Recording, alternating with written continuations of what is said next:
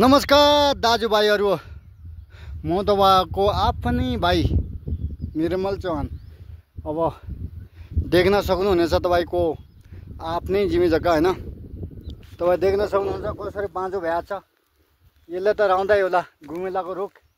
यो तौरा उतिस पट्टेमका ठुला ठुला उखड हर्दा ती उखडहरू हैन।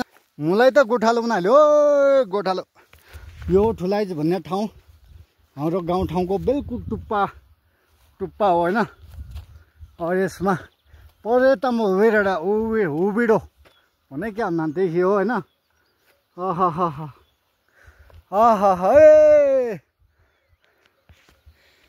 एउटा घाँस काटिउन लिँदा हुन्छ क्या। ओहो कस्तो भन्ने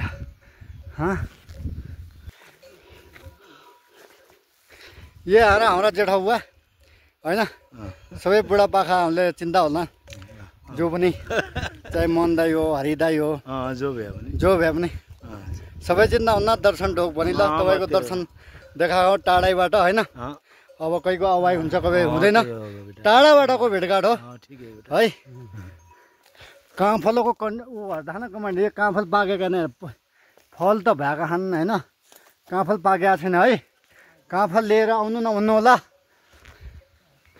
यो चुलीको रुख, यो चुलीको रुख 50-60 सालभन्दा पुरानो हो। अहिले यो ढलेर पनि अझै पनि यसले फल दिएको छ। ल त दाजुभाइ भिडियो एन्ड गर्छु।